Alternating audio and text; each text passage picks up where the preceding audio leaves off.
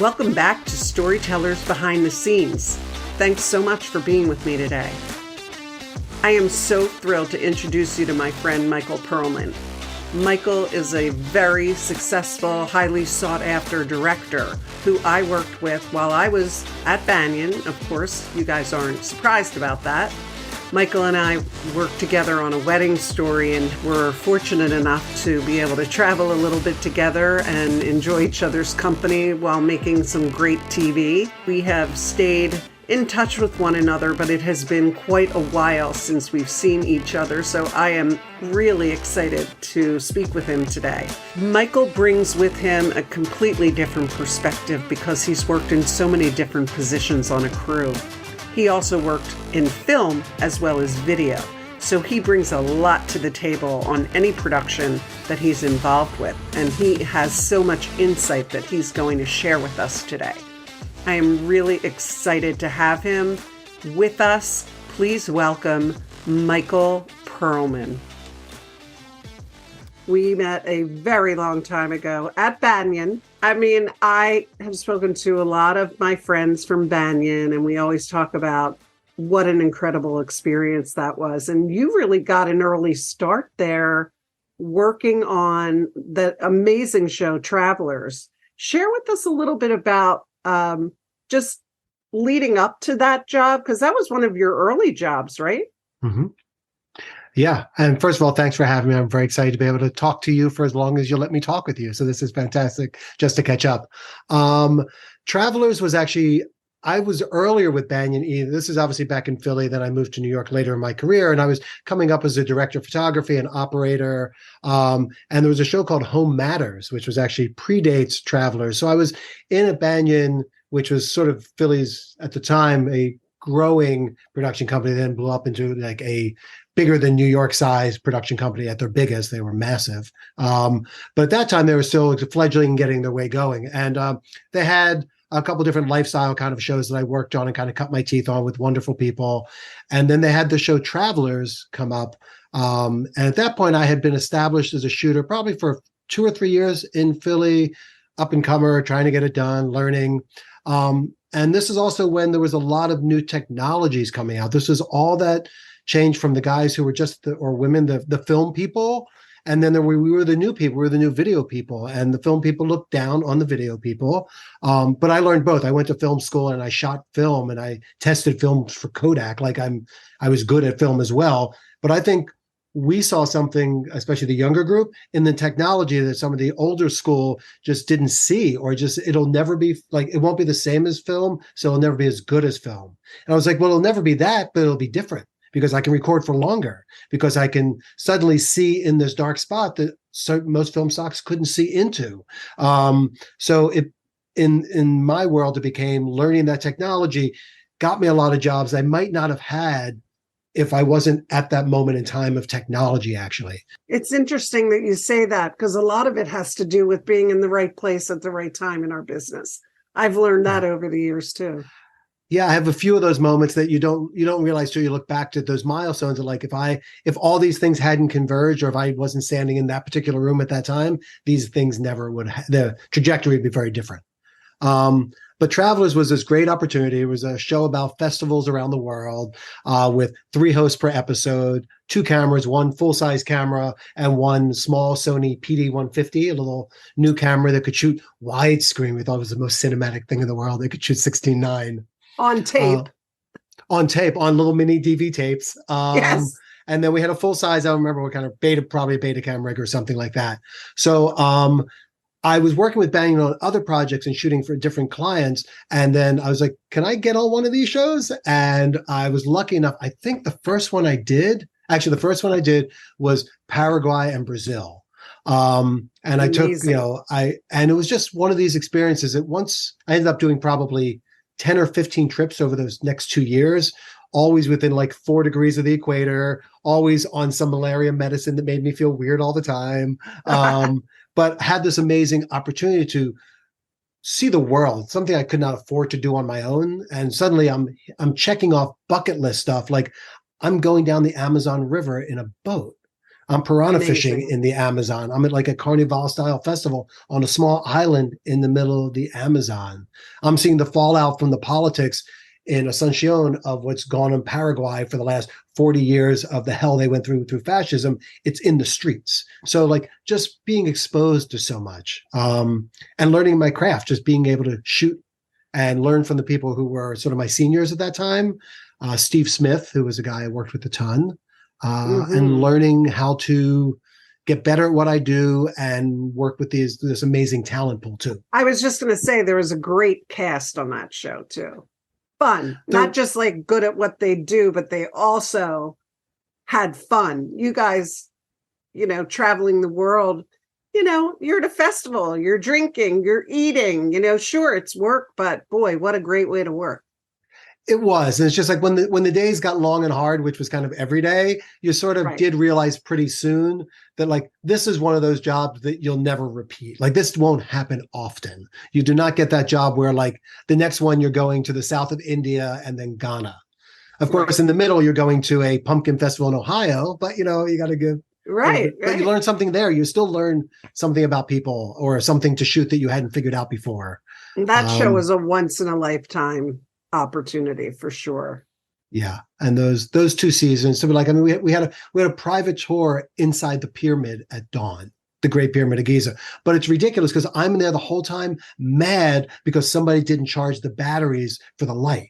Like, so my experience inside this, like, literally inside, because you have to go in super early because once it gets hot outside, the tombs get unbelievably hot inside. They hold heat, I guess.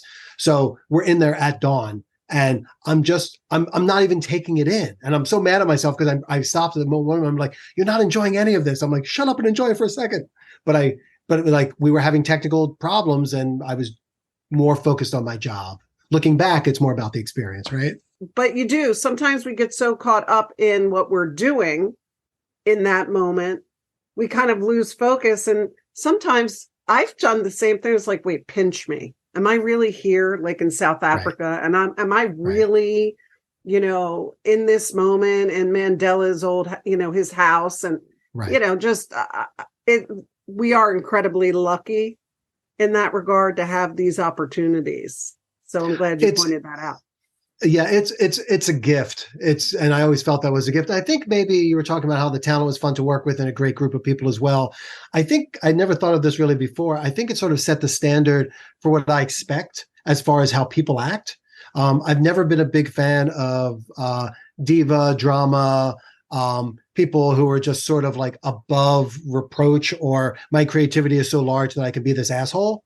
And I've tried Right. not to be that person in my career, but I think that show actually set a template because there was, again, the producers we're all pretty similar in age, Right. but they were all pros and they dealt with problems as human beings first. And when you travel, especially internationally and on a budget, like shit's going to go wrong. A Um, hundred and percent. and you have to, and you learn more about somebody on a travel show in 2 weeks on the road than if you knew them for a year or two, because at some point things get real, something gets dangerous or something gets really uncomfortable, or people just haven't slept and people can't hide who they are. All the filters go away, or at least a lot of them. So for the best, so it's got bad stories to it as well, but you sort of realize what people are worth in a moment of like real crisis. And then to know that you're out on the road with these producers who you trusted, you're not quite your life but almost the times your life with, at least to have like your best interest in mind, not just the shot. Because honestly, we were in some situations we didn't have a fixer when we first got to Brazil, and we Oh found my this God. local guy, and he saved it. Like we would have been robbed, mugged, stolen, been in the wrong place, never got, like, he somehow is this young kid we met on the boat over there. Maybe we did have a fixer, but something went wrong. I don't know how the production line of it went, but like suddenly this guy from the boat, when we landed on this festival island, became our fixer dude. Um, but the team was great. And like Steve Smith, who was a camera operator, who I was probably late 20s at this point, maybe early 30s. He was probably early 40s, mid 40s at least, was sort of the senior guy. And I looked up to him for his work and what he did. I was the young gun trying to catch up to him, and I could move faster than him, but I couldn't move smarter than him yet. So I had enormous respect. And he sort of set the tenor of just like, he stayed calm, when shit got weird, he got calm. And I think I took that all the way through my career. Honestly, I hadn't Yeah. really thought about the Travelers. Really was one of those stones, those like setting up of like who you are as a person and who you are when you work. Really set that up. Right. I was bummed when that show got canceled because I had just started working at Banyan and I was like, oh, I need to get on that show. Never It was happened. no, it's just I remember the show was actually picked up. It was renewed for a third season, and then there was I think a changeover at Discovery, and Yes. somebody didn't want somebody else's shows, and I was that was like that kicked the feet off. I mean, career wise, actually, it pushed things forward for me Yeah. because I had just moved to New York out of Philly when that show came up, and was trying to like build my career in New York City. So in certain ways, it allowed that to happen because I would have just stayed on that show as long as that show was around. But it was a great experience. It reminds me like we were in the south of India doing this thing about a festival called Onam, which is just a little harvest fest. I don't know if it's a harvest festival. I don't want to, but the people do all these unbelievably intricate like flower arrangements like on the ground. It's unbelievable. Like that was one of the most beautiful things I've ever seen. And then we're up in there's these canals in there. It almost looks like the Caribbean. It's like they have these big long wooden greased boats that they race down these bywaters. Thousands of people on the on the sides of the streams, like almost put together like in almost like Tetris. Like you're getting like people are up in the trees watching, like the ground and the trees were just filled with people. You couldn't fit one more person, like it would have broken the machine. But these people stayed organized. It was just I just couldn't stop watching the ability of the mass of people in India to organize successfully. I was just like, literally, if one person moves to the right, they're all going to fall down kind of thing. Or you couldn't fit one more person in, yet it was functional. And it was also the worst driving we ever saw. It was the most dangerous place to drive. We had one of those like sort of charter buses, small ones, but like when we first started. And of course, we're excited. We're someplace new. Everyone's sitting at the front. By the middle of the first day, we all moved to the back so we couldn't see. We didn't want to see the driving. There's elephants on the road. There's cars going around cars. There's one lane, but 2.5 lanes of traffic. And they sent me out on the third day after we did some shoot somewhere. And they're like, Pearlman, go get some shots of like how dangerous it is to drive in India. And I came back 40 minutes later and I said, I have the footage. And I had a lump on my head because we had a head-on collision with a bus while we were shooting. Oh, so it was crazy. I was, we were driving on the road. I went literally out to get footage of how dangerous drive. I'm with my driver. This bus comes around the corner and I've got the little PD 150 and like some thin little glasses like this, which probably saved my eyeball, just up against the windshield. This bus came around, hit us on a turn. The camera went into the windshield. The camera went into my face. Camera's still rolling the whole time. The footage is all there. And I'm like, literally, it lands in my lap, shooting up at me upside down. And I'm going like this, trying to make sure my face is still there. And then like Eric, our sound guy's like, you okay? We get out. All these bottles of alcohol had rolled out from under the driver's seat. So we knew why we might have had some trouble driving in India. But I had a concussion. And, I took one day off of work, got the most intense Ayurvedic massage in the history of anybody for like hours. And I never took any Western medicine. They gave me like pills, pain pills, but the Indian way, the Ayurvedic medicine took care of it. And I was like, literally, I took one day off and was back shooting. That's crazy. So sorry, that was a long story, but yeah. No, I love it because you talked about a lot of different things. You know, sometimes we're out on shoots and something happens like that. And it's like, what the hell am I doing here? Why am I putting myself at risk? But to me, it sounds like you actually were up for the challenge in that moment, whether it was your age, the excitement, and maybe it knocked some sense into you. I don't know. Or really. Knocked some sense out of you. Right, exactly. So when we first worked together, it was on A Wedding Story. And I was talking about this earlier. The one specific shoot I remember very clearly was because I learned a very valuable lesson after that. We were in Mystic, Connecticut, and we were shooting a wedding. It was outside at a park. I don't know if you remember this, but I'm almost positive it was you.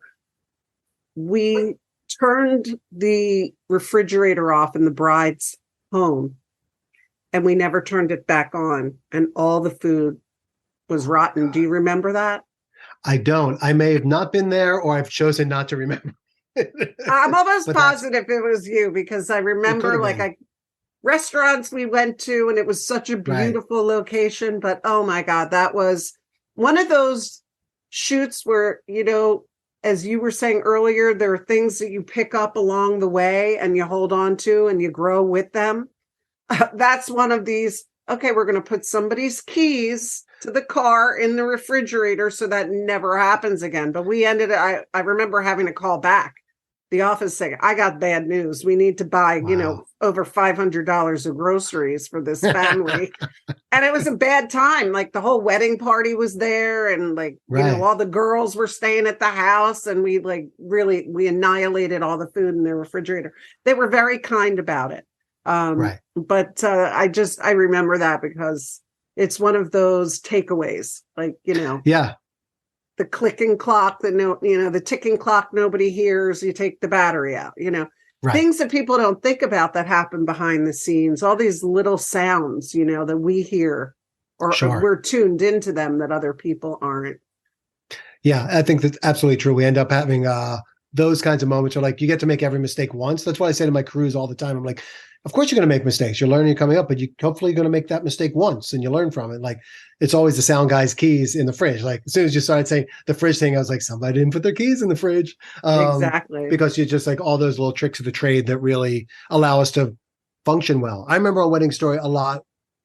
We're collectively as a crew, we are so logistically oriented and calm about putting things done that I remember on numerous episodes that like literally like the bride would want her wedding gown like in one of our rooms the night before. Like the only place it felt safe was with us, because in the storm of their life, which is such an exciting time but so tumultuous, that like we were always, even when we're moving quickly, we just move efficiently. We're a crew, right? We just like nothing sort of frazzles us, and we look smooth as we keep moving fast and furiously. That I remember just what I took away from that show was like how people threw their trust to us so often. Either was like, again, so many people, they started to lean on us because Yeah, we were and like, they we could get welcomed them through it. us.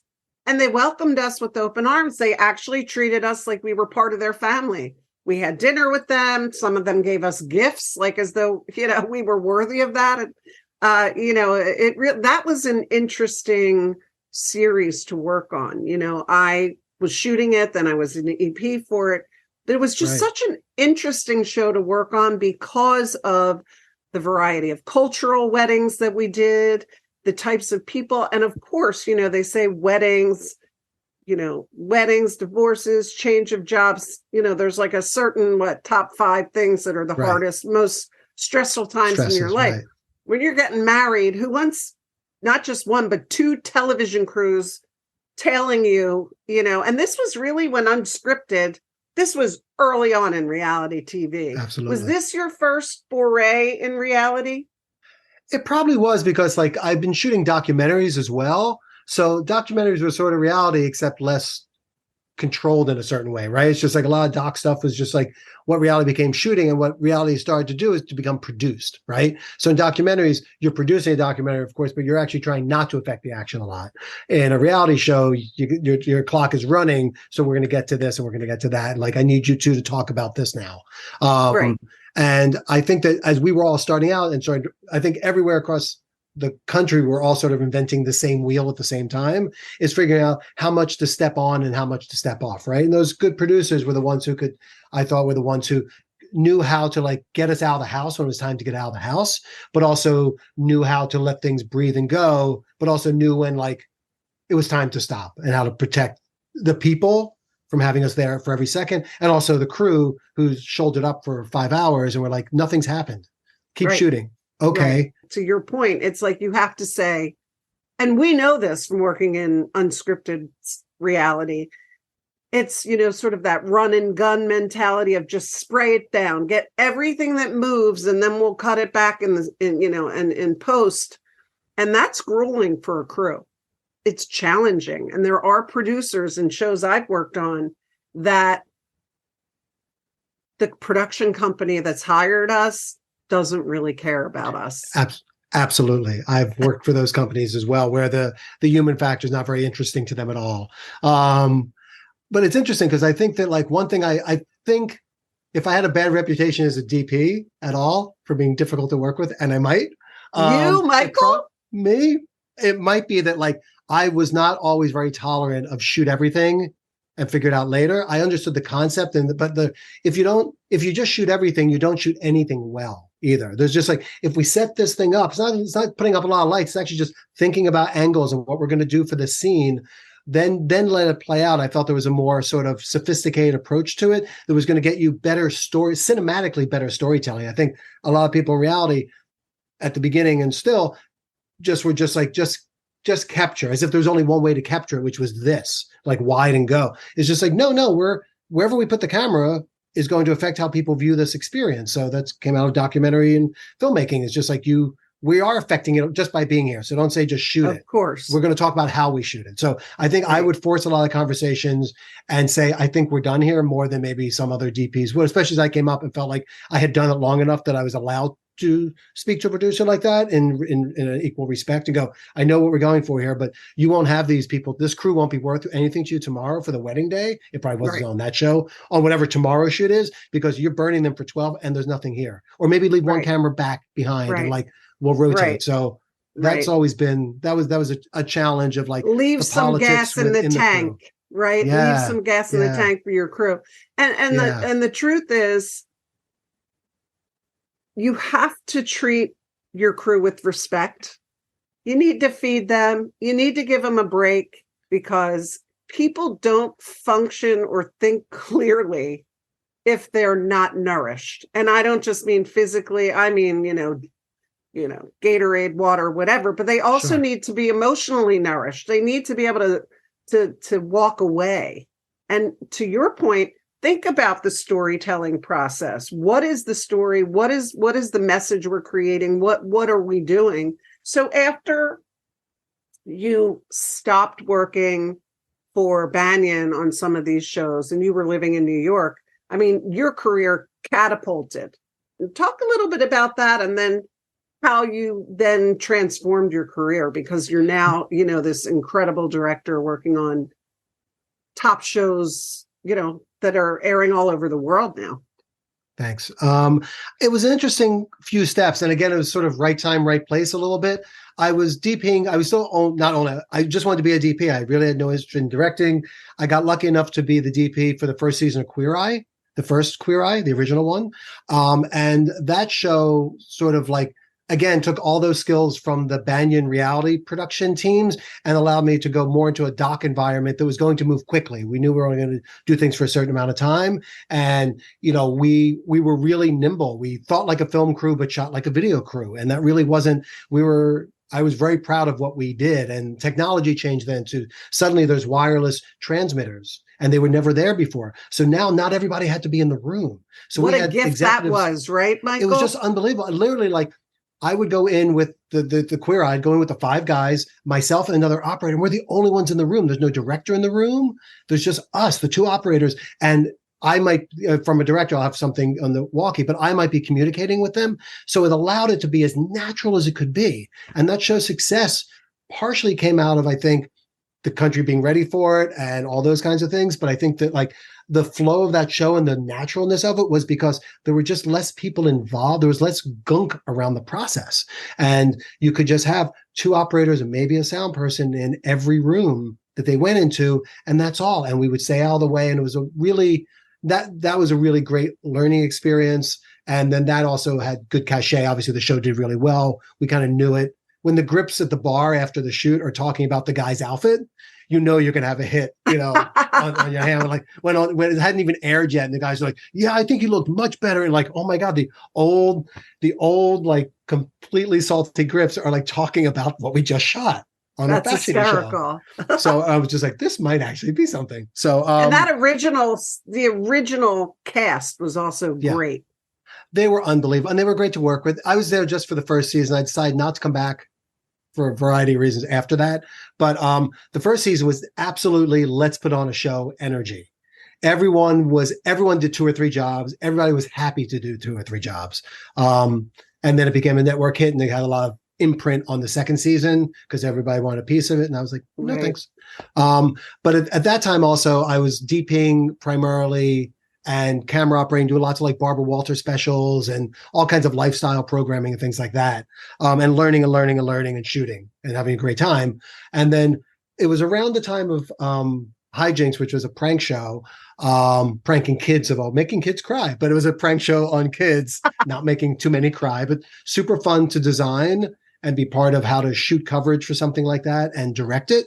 And at the same time, I was doing a style show for a style show, I think it was called Style Me with Rachel Hunter. And it was just like one of these early Project Runway-ish type shows, except you're looking for like, it's celebrities looking for a new stylist or something. And at that point, these shows didn't have directors. They just had what was going to be later called these competition shows didn't really have directors. You had producers who would call cameras because it's usually a few cameras covering a scene. But what we now call a challenge reveal or an elimination beats that we now are ubiquitous. We didn't know what to do at that moment. So I remember on Style Me, we were doing one at some frat house or something like that. And I just went back to the monitors because the producers couldn't get what they wanted. And I just came back and on the walkie, I just started talking to the operators into the shot. And I sort of never got up again is really how it happened, because it was just like my coming from camera can speak to camera so quickly and so clearly that I was getting information and the shots we needed more quickly than the producers were. Plus, I can multitask okay. So I could have somebody talking in my other ear about what we need to do while I'm continuing to do what we do. As a DP who has had a huge amount of success and a lot of experience, you bring all that back into that chair. And you also, I know this from working with amazing DPs who are incredibly talented. You're producing and already seeing that final product while you're picking your angles. So even though, I may be out there or a director or somebody else, you're really already managing all of those things. And I've been fortunate. I'm grateful. I am spoiled to work with people of that caliber because, at the end of the day, when you walk away, you've got the money shot, you've got the goods, you have the story. And also to your point earlier about being a team. It's not about one person. It's not about what I want. It's a group effort. If we're not working in tandem with each other, and I always say it's a dance. It's like a choreography, especially if it's multi-camera. You've got, and I've worked on these Food Network competition series early on. Food Network Caters Your Wedding, the early competition series. There's like 6, 8 teams out there at the same time covering. You have to stay out of each other's way. You've got to fully cover what you need to do. You have to tell the story. So the fact that you had already had all of that experience really put you in that right place at the right time. I love that story. I love that. So you went on from there to do great things. That really led into, I was still DPing and directing, just trying to work, trying to make money, right? Trying to make a living. But as it's moving, I was just, the more directing started to come up. And I do think the fact that, I was an AD for a short period of time. I did sound when I first came up. I sort of like, as a director, it was really nice to have the technical background to know, so I could speak directly to people about their work in a good way where somebody behind me in the next row might be like, what are we waiting on? And I could explain, the problem is X, Y, and Z. It's not a human issue. We're having a technical issue that we need to resolve because they didn't expect to do what we're now asking them to do. So that's not on them. That happens all the time. All the time. Yeah. Oh, we're going to have 2 people speaking on camera at once. Okay, so we prep the gear and we know what we're doing. All of a sudden, 6 people show up. It's like, we don't have that many mics. How are we going to shoot this? How are we going to get because audio drives everything in a story. So, that's a monumental ask for a crew. And it's day after day. There's always something. It's a battle between sort of back row and front row, which is normal. But I've tried to, over time, I think when I first started, I'm definitely all about the us and the ensemble now. And I preach it hard and I live it hard. I'm positive is that when I was younger coming up, I was more about I than not completely about I, but more than I am now. I was definitely more ego focused and also trying to prove myself and maybe insecure and anxious, which is why I was more I focused. Once I got comfortable in the role, I was okay to be wrong. I love when everything was somebody else's idea. Vulnerability is a gift. Like all those things as a director, when you just allow people to do the best they can do and they know they're not going to be in trouble for having success and bring it in, then you or making a mistake. Everything. Yeah, making mistakes and sometimes like, especially with operators, I'm like, I can see them being safe with certain kinds of shots. I'm like, you're not going to be in trouble if you go soft on this shot. Like I know I'm asking you to do something you won't do 9 out of 10 times. That 1 out of 10 is what I need. And I'll find interesting ways to use those other 9, but letting people off the hook and letting them know that they're working in a safe environment in a way that's like, especially as an operator, you're so in your own head. It's such every job is very in your own head, but operator, you're literally just looking through a little screen and you're wondering if what you're doing is the right cog in the wheel. And am I getting the information I need? And just, I think putting people at ease to do the best they can do to succeed is what I've sort of grown into enjoying almost the most about the job, is like building that team environment and that safe place that we can just do really good shit. And obviously, you've grown so well to fill those shoes, because talk about all these incredibly successful series that you've worked on, that you continue to work on. I mean, Project Runway, Chopped. You started Chopped, right? Yep. Yeah, I did. I mean, I think there were 2 or 3 pilot iterations. One involved a chihuahua eating the food, but I didn't shoot that. That was the first one. But no, it's like when we went into the studio for the first time, that was, season 1, which was a 6-episode run, I think, over in a little studio in Queens. That was it. And it was great. I like camera movement. I wanted to show the look and feel a little different. And I had an EP who's she doesn't show run day to day, but the EP of the show, this woman, Linda Lee, who is phenomenal, who's sort of like, I wanted a Steadicam and the jib, which just like sometimes you get one, sometimes you had none. I didn't want them because I like toys. I do like toys, but I also wanted them because I wanted the show to be really fluid and move differently than other shows. And that costs a lot more money than to just say no. And here's a little dolly in the back of the set, a little doorway dolly, and it's not going to cost me anything. She convinced whoever to spend the money because she saw the value herself. And then it was up to us to prove that value was really there. So a show like Chopped, which is now, I think, we shot the first one in September 2008. So that's, it's incredible. 13, 14 almost years unheard ago. Of, right? It's just like, yeah, it's like a Jeopardy kind of story. Been through 4 different studios or 5 different studios, 2 different states, and then tons of travel ones where we've gone to do like grill specials in, Napa Valley or up in Maine or in, Arizona. So, and you've worked with literally the top chefs in the world, right? It's super fun because I like to cook before all this happened, and having done, somebody was asking me about it. I've done over 15,000 hours of Food Network programming, just Food Network. 1,500, not 15,000, 1,500. Okay. Still 1,500 is a lot. It's a lot. And I've done 19 different series and started 7 of them. So early on when Food Network, because I did the first 2 seasons of Worst Cooks in America and Cupcake War, stuff that became almost like what I was trained for back at Banyan as a DP, of how to get shows off the ground and be part of that team that builds the thing that can then run after that. I like the bumpy part of the ride more than I like the smooth part. Actually, you still do? Yes, actually, yes. Yeah, I still get more excited about getting something going. I'll take season 2. Season 1's always bumpy as hell. Season 2, you're kind of in there making some adjustments and you kind of sit back a little more. But I like maybe in hindsight more, but I love the pain of a season 1. I really do. Because it's creative. It's banging heads in the best way. It's banging heads in the worst way. And you're not reinventing the wheel. You're creating something brand new that's fresh, which is a really nice opportunity to have. You have a blank canvas, right? It is really great that way. And then you're always just fighting art and commerce and money budget versus what you can make it look like, and how do you get more for less on the screen. And I've worked hard. A lot of my work has been in the cable environment, which is lower budget, done a handful of network shows, and those are sometimes more handsomely budgeted. But, I think I've gotten very good at making, $1 million look like 5 million, that kind of thing. So amazing. Now, after Chopped, you went on to Project Runway, right? Yeah, I did Project Runway All-Stars for 4 seasons, which was fun, but it's just like in between.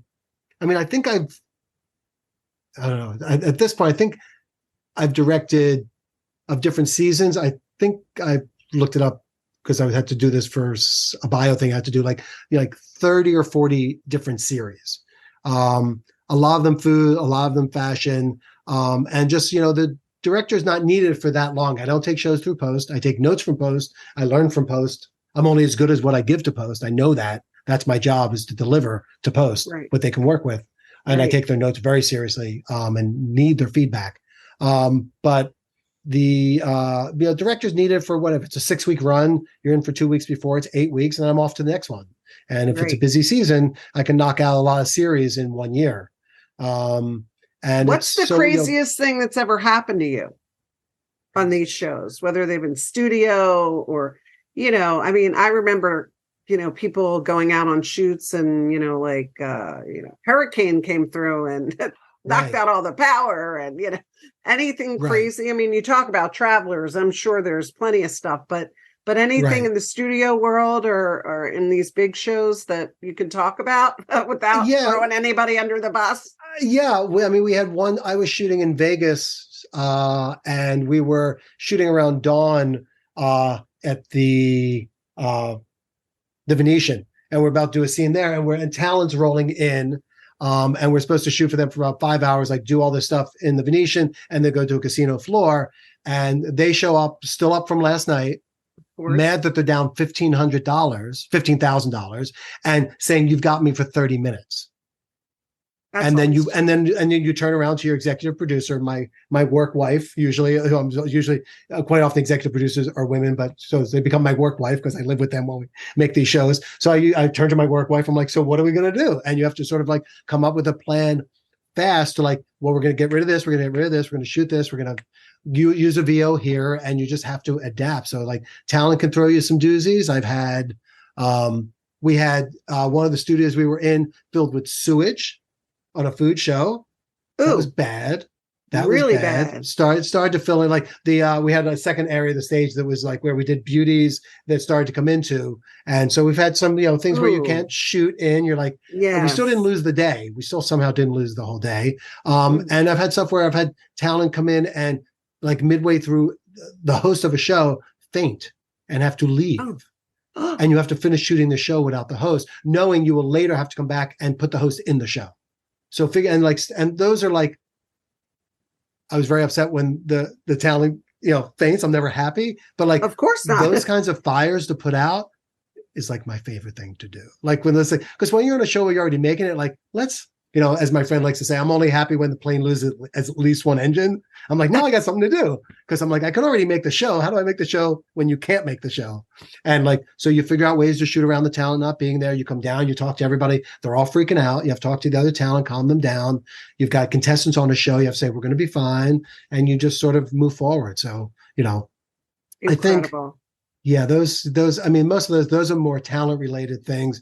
I mean, I've had crew not show up because maybe they were drinking too late the night before.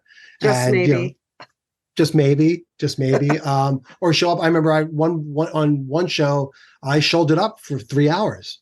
As a director, I didn't direct because one of our operators didn't show up, and it was not that many cameras for this particular beat. So I literally had to shoulder up for 4 hours because I was like, they're like, we're never going to shoot. I'm like, yes, we are. Just give me the camera. They're like, can you shoot? It's like, I don't know. I haven't picked it up in like a year or two, but I'm sure I'll get you more than if it's not with that camera. So you just sort of have to just adapt and just be willing to like put out every fire. I've had, it's interesting. It sounds like you've had a lot.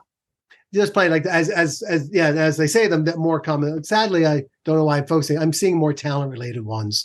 Well, maybe they just stand out more because you had to come up with the creative way to make them happy. Which is I think so. It isn't. Yes. Yes, it is now, isn't it? And that's, you know, working with high name talent. There's that whole dance that you have to do. Again, not my job usually. It's usually an executive producer's job or showrunner's Yeah, job. but anybody who's interacting with them needs to be able to massage their ego. If, you know, is that obnoxious to say? No, it's factual, right? No. I mean, Yeah. you can't, I mean, you should be kind and respectful to everyone, but when you're working with people at a very high level who people are constantly doting over, it does make it challenging to work with some of these folks. If they're having a bad day or you make a mistake, I mean, you know, I could talk about a lot of different things that I will refrain from discussing because I'm still friendly with some of these people. And that's Right. the joy of our job, as you said. The more difficult a situation, when you rise above it and as a team, you work together to accomplish and surpass your goals and everybody's expectation. That is just such an amazing feeling. You know, at least that's how I feel about it. Yeah, I think it's sort of I completely agree. I think it's sort of the adrenaline of the business. Is just like every day you climb a hill that can't be climbed and you climb it and then you do it again the next day. You know, like, and we made it. And we made it every day. And I think over time, one thing I've tried to do is make sure that the crews I have with me know that I won't make them climb a hill if they don't have to climb that hill. And try to protect them to save them for another day, or so that, and, you know, I'm not a sky is falling kind of guy. So I think that when I do call out and say, hey, y'all, this one's really going to hurt. These next 4 hours are going to be awful. You're going to hate me, but we got to get through this. So because they know that I know it's coming, I couldn't protect them this time, or just a situation like we have to get in and out of a location and we have so much to get. And I'm sorry, we're going into the museum and you can't touch anything. And you have to also bring in all this impossible gear at high speed because we have this limited time. So, you know, we'll all hug at the end, but away we go. But they know that I'm not going to hurt them unnecessarily, that the hurt's going to come when the hurt kind of can't be helped. Well, they know you're looking out for their best interests, which is you get so much more from the people that you're working with when they feel heard and respected. You know, I've had many DPs come over to me and say, I think we should shoot it this way, after I've said we're going to shoot it this way. Right. You know, rather than be combative, great, let's shoot it my way first, and then we're going to shoot it your way. And I'll let you know which one we end up using. And maybe I'll use a bit of each. But there is a way to manage people and work with people where you're lifting them up instead of dragging them down. And I have found, after being in different situations where I'm working with different people, I've learned that along the way earlier in my career, because I worked with some horrible people, difficult people who no one wanted to work with. So I learned a lot from those awful experiences. And then I tell this to a lot of the interns that work with me or younger people that ask for my advice. And it's okay to move around to different jobs and different projects, as long as you glean something from each one of those experiences that helps you build yourself in a more well-rounded person, producer, director, whatever role it is. It might not even be in the business, right? But all of these things are critical, but dealing with talent is always can be a bit challenging. That's why I don't do it as much as I can. You know, honestly, as a director on a lot of these shows, I get to sort of step one step back. I get to kind of come in and be the parent, and I design it that way. Like I intentionally, unless I try not to have too much interaction with talent, because when I do, I want it to count. Now, a floor producer is going to have to be with them all the time. Okay, we need you to do this. That's their job, and that's fine. So when I come down, I want to make sure that I'm heard. So I don't use many words, and I don't come down often. Like, you know, on Chopped, if I come down from the control room, like they're sitting at the judges table, like, are we in trouble? Like it's principal time. And usually they're not. I'm like, no, I just wanted to say hi. They're like, yeah, had that look for a second. But I try not to, you know, I'm actually very, by design, don't have a lot of interaction with talent unless there's a show that like, Michael, get in there. And I'm like, of course I can, I will. But if there's a supervising producer or a showrunner who's more like in their ear, because they're the ones usually talking to them, not me, I let that relationship develop. I don't want to step on that relationship. And then I can go down and give 1 or 2 notes. I can go, you know what? I need you. I need you. I don't want you to. I need you to look here when you say that. I know you're doing this, but we need it. It's like, I'm not doing it because it's fun. Like, this is what we need. And like, I could talk about another way to do it with you, but as far as the plan I have, this is what I need. And I can ask that because I don't do it often. Yeah, they respect you more because you're not in their face constantly. That makes it's just like, and of course the supervising producer is the punching bag because they're the one in their face all the time. But good cop, bad it allows cop. me.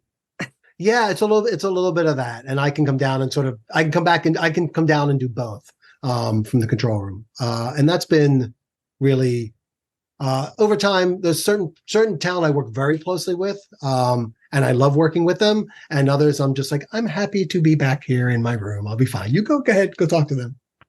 Do you have one show that's been your favorite, or you've worked on so many different things that you're just the sheer volume and opportunities that you have is what you favor most? I think I like, variety, the spice of life kind of thing. I like doing many different things. Chopped is super special to me. It's a family. It really is a family of 13 years. So like how many marriages, babies, divorces, like just life has moved through those people. And we're there for, there's an awareness that we're on a marathon. That's not a sprint, that we have to work fast and smart and hard. But as human beings, we're in a marathon thing. It's a really special environment. And for that show to try to stay fresh and unique, still within its confines, and try to, it's a formatted show, but to try to play with it and have fun with it still keeps it really, really fun and exciting to do. The other shows, there's so many. I mean, there's a show I did for NBC, which was a hidden camera show called First Dates, which was a British format, there's a whole restaurant in Chicago that we tricked out with cameras hidden, like pan, zoom, tilt kind of cameras hidden everywhere, and on tables and things. And everyone in the restaurant was on a first date. And the whole thing was about these first dates. And we covered like 7 of them per night, or 10, but they were actually literally the whole restaurant, the 100 people were all on first date. So anybody could have become a story. And there was 50 cameras. And 50? like 50? It was 50. It was amazing. So you'd have so each table, so I had to design the coverage of like each table would have 5 main cameras for that table, but then you'd have a secondary and then a tertiary coverage. Like, well, you can also support table 14 or this or that. Everyone had an assignment. There was 5 or 6 operators or 8 robo operators in the front row. And we would just go from tables. It was just it was such a big machine. It looked like NASA, because there's like the screen, like I have a picture of it. The screen is 50 images, but not one is repeated. It's not like in a control room where they're just like, you're kind of repeating so everyone can see it down the line. It's 50 separate cameras. So these were all remote cameras. No cameramen were in the room at all. Oh, so these were PTZ cameras or what have you? PTZs, they're all built in. So that was part of the design. We took a restaurant, shut it down for like 3 weeks. Production design team came in, lighting team, and sort of built our world in their restaurant. And it was just the most amazing. That was super fun. It's a shame. I think it did many seasons in Britain. It only did 1 season here. But like that kind of challenge is exactly, I'm like, yeah, 50 cameras. Let's go. Let's try it. I was like, you don't know if you can do it. It's a first, right? Of course. You're breaking ground. Yeah. And at least for myself, somebody in Britain already figured it out. I hadn't. But this was really like, that kind of show is really fun. So what are you doing now? Let's talk about where you're headed, because you're in a bit of a lull, right? As far as you're not on a show right this moment, which is why I'm so lucky to have you today. Thank you. I'm happy to be here today. It's beginning of the year always usually starts up slow unless I'm on some show that already knew it was going to shoot in January, February. Networks and production companies getting their budgets together. Not a lot usually happens in January and February. I've been doing this for long enough now, 20, 25 years in some capacity, that I decide like, what kind of shows would I like to see? What is not out there? So I started working. I have 3 different writing partners, and I've never written in my life, and have just been trying to come up with shows I like. And they're mostly either in prank or hidden camera format, or they're in competition, and they're things that I don't think I've seen that I think are different enough from what's out there to be interesting and also formatted differently. I think I've done what I've done for so long, your Project Runways, your Chopped, that the format itself doesn't really excite me that much anymore.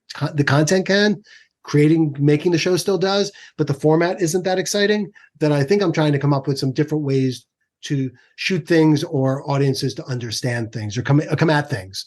So that's a whole new thing. And it has vulnerability with it and insecurity with it. And as you know, if anybody who's written, 5 minutes a day, I think I'm a damn genius. And then the rest of the day, I'm an idiot, right? You're like, this is the greatest thing ever written. And then the rest of the day does not feel like that. So I'm learning. I hear you on that for sure. You're writing and then you're deleting and then you're cutting and pasting and moving and tossing, and writing is challenging. Yeah. Sometimes you have to get up and walk away and just say, you know what? It's not flowing. I need to go do something else. Always going outside for a walk and getting, light and fresh air has helped me a lot.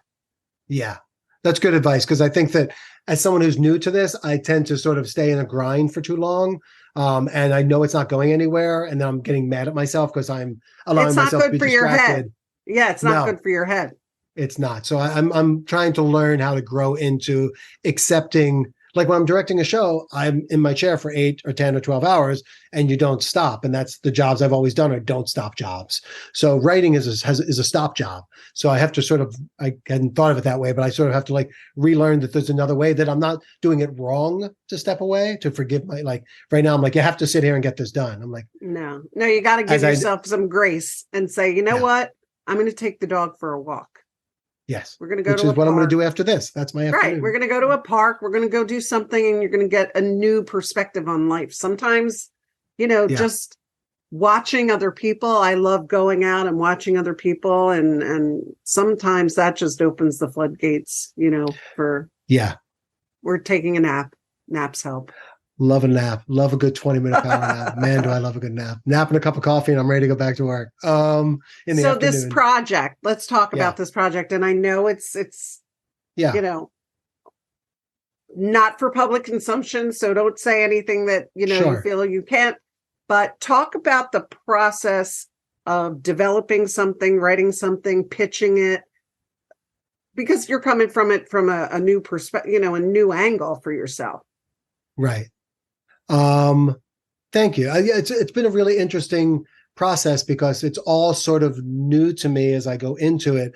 So I had, a friend I live in Montclair, New Jersey now. So I have a friend who, we went out, we were just chatting. This was 2 years ago, and he's a writer and he's very much a creative. He's a producer as well, but he's just the guy you're I need 5 funny things on this. And he's the guy who comes up with the 5 funny.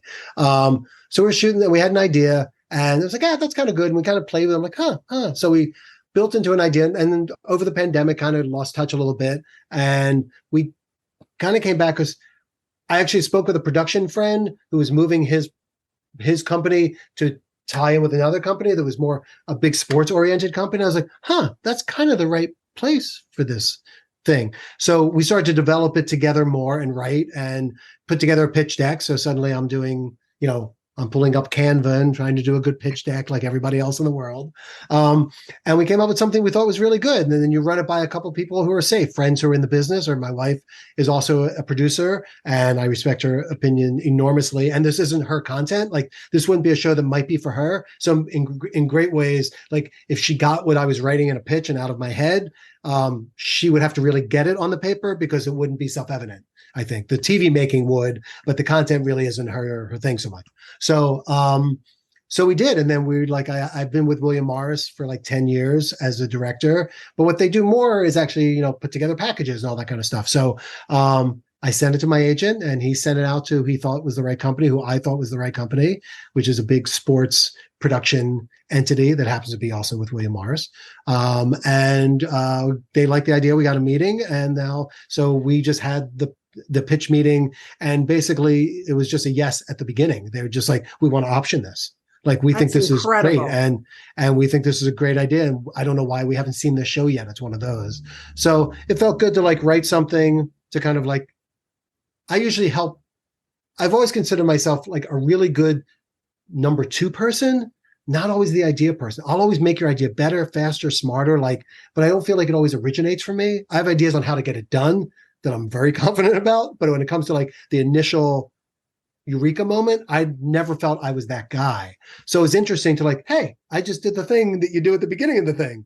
Exactly. And that, and look, the honest truth is you're working as a team. And that's why it's always great to have these partners that you collaborate with, you ideate with. That aha moment doesn't necessarily have to come from you. In this case, it did, but it doesn't always have to originate with you. And I love what you said about you make things, you know how to make things happen. You can see it.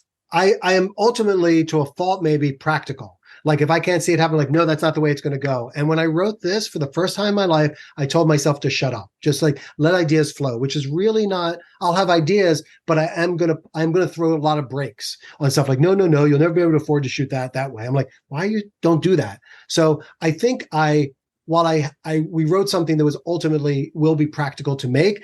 It was actually not my first thought, which is new for me. Again, it's just like, what's the idea? What's the fun here? Like and then actually right now we're working on the episodic breakdown because the pitch deck has lots of good ideas in it.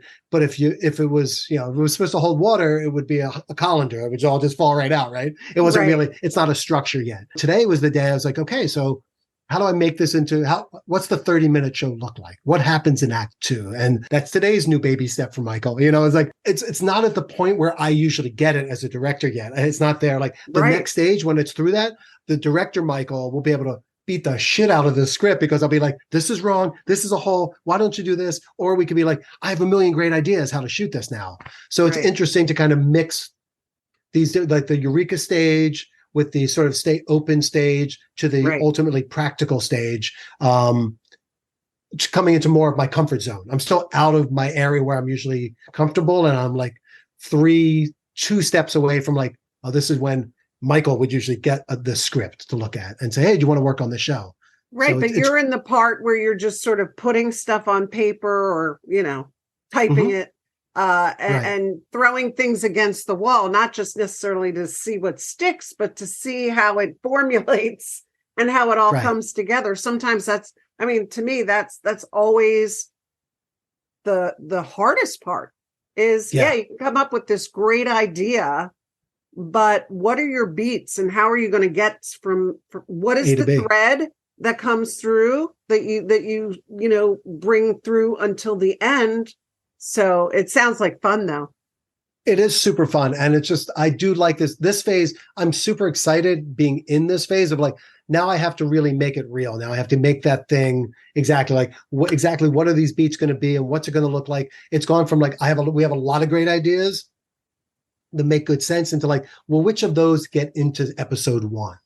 Which pranks get played? What are we going to do? How do we develop which celebrities can we get? And how can we like all this other kind of stuff that we're trying to figure out. And then having the support, knowing that with this production company and the access they have to talent, the sky's kind of the limit on some of the things. So it's just like, we haven't even, we're still at the point where like the contract is going back and is about to go back and forth. Right. But after that will be us also taking our ideas and working with their team, which is what I'm more familiar with. That'll begin to be that process. Right. So it's super exciting. I still want to direct and don't want to stop directing. And I don't even know if I would, like, I've directed series like the one I want to make, but I don't know if I would direct it because I think I might be more useful in the second row, overseeing that person and not being so myopically focused on making the show, but that one step back. And when it gets closer to becoming reality, I'll have to make that decision. But well, you're an executive producer who's able to speak the language of your production team. That's a huge bonus for everybody involved. What do you see as like the biggest challenges? I mean, obviously with all this AI stuff and just shifting world issues, everything, economy, projects they're greenlit, then they're canceled. It's not the right time. We can't afford to do this. Where do you see the industry going? I think I'm a little too myopic to be good at answering that question. Sometimes I tend to be focused very much to a fault on the here and now.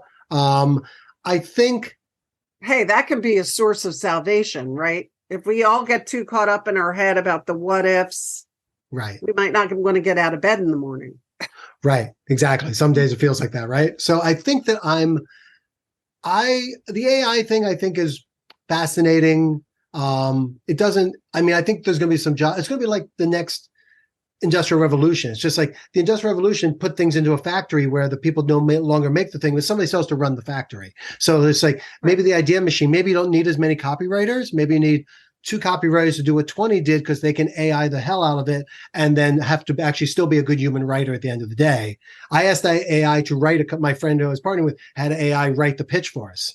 After we were all done. Like, what would AI do? And of course, in 14 seconds, it spit out something, had a couple really good lines, were really great. I'm like, that's terrifying that they did that as well as we did, if not better. And the rest of it was just like not there. It's just like it's flat and it's boilerplate and it's just doesn't really have the creativity level of it. But I think that that's going to be a partner in the future. I think I'm not worried. Again, this is in general AI. That's not really sentient. It's not thinking yet. We do have things to worry about in the future, but as far as that goes, I think it's a tool, hopefully, that will get misused because like everything, new technology, the pendulum swings and then comes back to center, right? With hopefully most things in life. So it's, I think that's it. And the industry, like I'm actually I'm working with another writer friend to do stuff that's all like TikTok short stuff. Just like, because I realized that format exists. Like I have 3 kids and my younger ones, they're not on TikTok, but it's more like YouTube Shorts, which is the same thing, or Instagram. Mm-hmm. And it's just like, there is a way, there are stories being told at a certain speed, a certain way. Like even the prank show I want to make, my son will probably never see the whole show unless he's my son and wants to sit next to his dad and watch the show. But like, he's going to see it as a YouTube, like it's going to be a meme, or it's going to be of somebody's great reaction to something they saw or did, or it's going to be like a 2-minute clip of that prank, right? Of one of the pranks in the 30-minute show. So I'm thinking about making content that I'm not mad that it's shorter. You know what I mean? I think as being older, you're like, well, it shouldn't have. Yeah. It's just like, there's things that same way I still like short films in many ways and short stories better than feature films and novels. Like they serve a different purpose. And now we're much shorter. We're this short now, but I think I'm interested in that content because I think it's there. And you talk about short, people's attention spans are shorter because of this. The world that we live in, the immediacy of information, the ease of finding an answer like, hey, Google or hey, Siri, whatever it is, it's just like you can get information so much faster. And if you're getting your news or information from, your cell phone and like news, Apple News or Twitter or whatever, your processing is different. So it's such a different world, Mm-hmm. How do we attack that in production? I don't know. It's going to be interesting to see how things evolve. It will be. I'm really curious. And as more things are being able to be made sort of without many people making them, as far as AI or, CGI and different kinds of animation, that'll be just, sort of like the Mid-Journey kind of like, just make a show that looks like this. And this machine can make that show. I think that what will separate is content, maybe I'd like to hope, of some true creativity or importance, stuff that machines I'd like to naively think still can't make, you know what I mean? That only really can come from us. And maybe that's, maybe that's less just about mindless scrolling fodder. And maybe it's more a way to impart important things without it feeling like a lesson, right? That's like the idea of like, it's like Schoolhouse Rocks or something like that. Right. Where you were learning all about, how I love different branches of government. Rock. Yeah. It's just like, I think there's a whole generation, like whether we know it, and even new generations, like my daughter who's 23, who had nothing to do with Schoolhouse Rock, it came back retro and she thought it was the greatest thing. I'm just a bill. I'm only Capitol a Hill. bill. Yeah, on Capitol. My God. Yeah, it's the best, right? And I think, and so you're being entertained while learning, but the learning isn't so obvious. Right.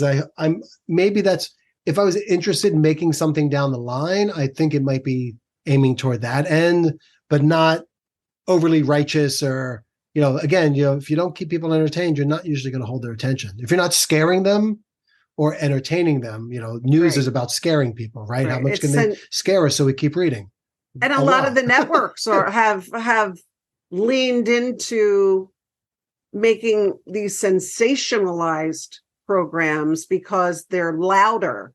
A lot of it, and I've pitched shows and I'm still working on development as well. And like and even the shows that you've worked on, you have to remain relevant, but you also need to stand out from the crowd. I mean, there's so much noise.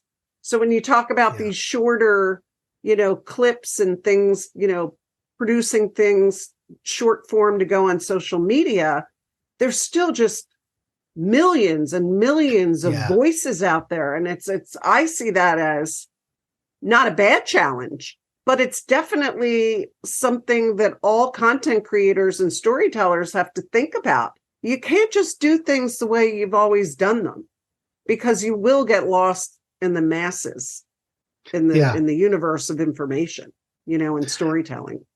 Yeah. And I think that, like, sort of not being mad that things are different and just saying they are different is, like, I watch a lot of people, and I think I did as well, still do sometimes, struggle with, well, that's not good. I'm like, doesn't matter. I mean, you can blow against the wind, but the wind's still blowing in your face. And this is a big wind of change when it comes to how we consume.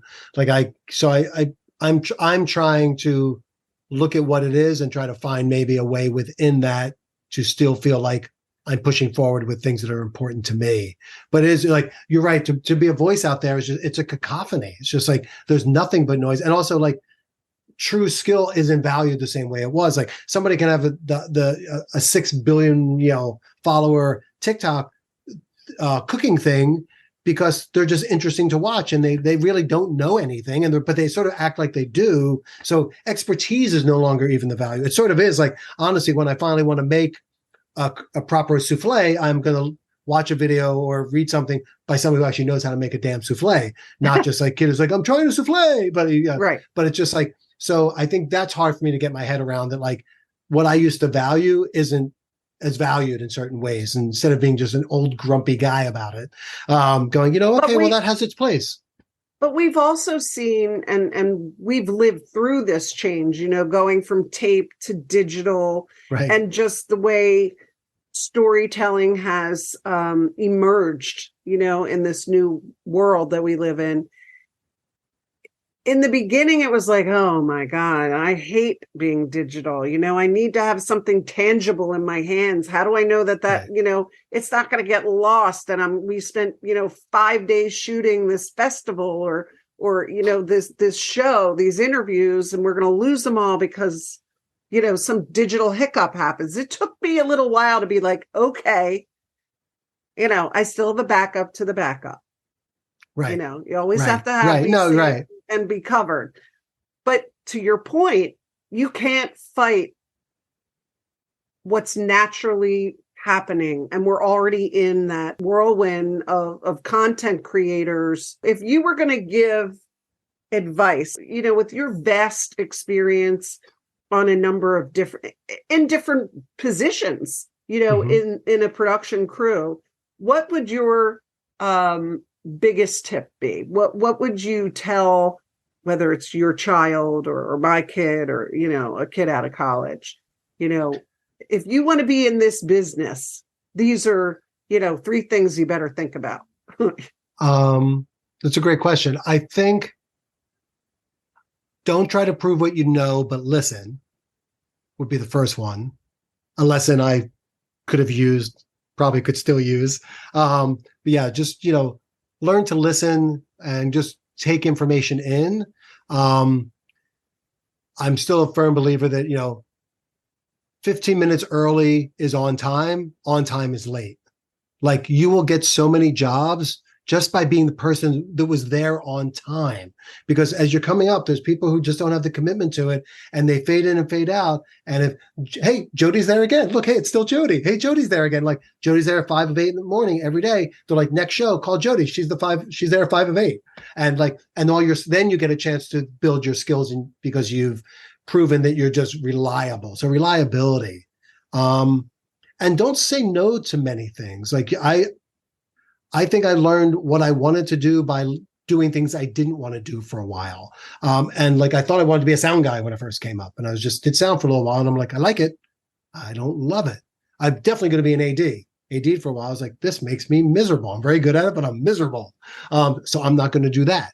So I think take any kind of job around the thing. You know, you're not going to start at a top position. You can on your own if you want to go direct a movie with your friends and do stuff, go for it. But if you're coming into an established industry, you know, take every job you can doing anything. There's always value to do that, and try to do as many things as you can. You'll just get a well-rounded idea of who you are as much as like what the industry is.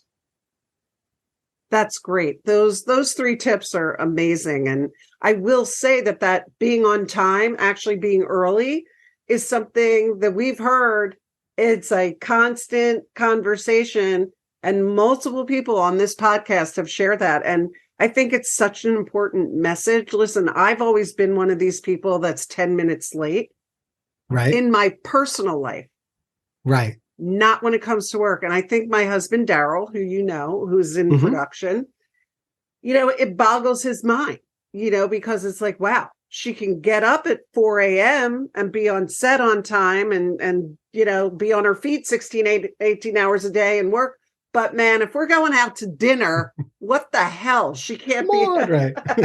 like, I don't know what it is, but it's so, so important. You're so right about that. And it really shows the people that you're working with that you're invested in not only your own success, but the success of that production and the people that you're working with. That is a powerful message for sure. It's not hard to, I mean, it could be hard to wake up in the morning. It's hard to make yourself there on time, but it's really not that hard to do. You just lie to yourself what your call time is and you show up. Exactly. And again, yeah, but you can sabotage your career by being late all the time. There's you know, or going out late at night and partying too much and showing up the next day stinking like alcohol. Yeah. I've worked with people like that. I may have done that before, but you know, try not, you know, you learn, you get older, you can't get banged up. And also, like, you know, there's a certain work hard, play hard thing in this business, and that's okay. But if you can't show up the next day and do your job, then you shouldn't be out doing the other things. Like, if you can't do the time, don't do the crime, kind of thing. So no, I think it's really, I've seen very talented people lose work just because of that reason. Listen, we all love to party after a long, hard day at work, but you got to get up in the morning, show up with a bright-eyed, bushy tail, as they say, you know, just ready to go and not stinking like liquor. I mean, seriously, I felt bad for people who have, you know, like literally ruined their careers, but you know, you can only tell somebody so much. I was on a wedding story shoot in the UK, and we had not a fixer, but we had a bus and a driver. Right. And that kid, the night before the wedding, we were all up late, you know, drinking. The next day, he didn't wake up. And he had to drive the bus and us to the wedding. It was in a castle in Leeds. I'll never forget this. Banging on the door. John Shupin was the DP. I can't remember who. Dave Rainey was maybe the audio person. God. I mean, we had such a good time. Banging on the door. I just said, kick that friggin' door down if you have to. Go to the manager, get a key. I don't give a shit what you need to do. This guy has the keys. Get me the damn keys. I'll drive. That's what they did. They got the keys. I'm driving this big bus with the crew on the wrong side of the road. 5-speed or whatever it was. I mean, they couldn't believe it. They were like, you are insane. I'm like, dude, that's great. We have a wedding to get to. Shit. You know, they're waiting for us. I'm not letting that couple or that family down. And sure enough, the guy shows up. He's still hungover, stinking. I'm like, are you sure you can drive this bus? Because I'm already in the seat. I'll do it. So during a break, in the day after the wedding, it was like during the reception, we got, you know, all our money shots. I pulled him aside. I said, you have so much going for you. Right. You're wasting your life away. It's one thing to go get, because he drank every single night, you know, and he had so much potential. He was a good looking kid. He was no dummy. And I'm Right. like, what are you doing to yourself? But, you cannot change people.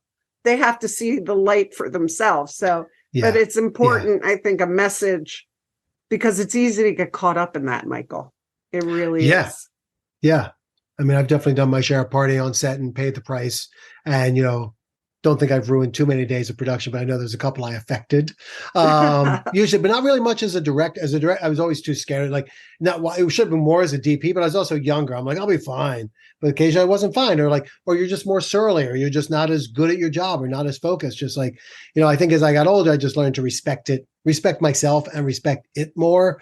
And that, somebody's spending X amount of dollars per day for all of us to be here. And that's part of the deal I made when I got here.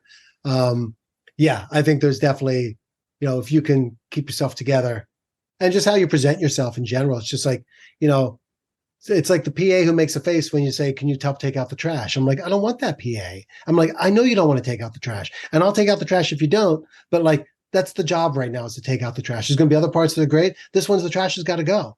It's just like, I don't need to feel bad to ask you that, other than I already feel bad enough because I know it's the shit job. But like, I don't need a roll of eyes. I don't need a face. So like, I think I've pulled some people aside, said, I don't know if you're aware of how you're presenting, but when I look at you, I see somebody who's unhappy to do the job. And this is the job. So if you're unhappy to do the job, please do not do the job. If you're okay with it, just don't make those faces anymore. Right. It's just Right. like, and it's youth a little bit too. I used to go into like meetings, like saying whatever I thought, never holding anything in. I was an idiot. I was just a dumb guy, just thinking my thoughts were important.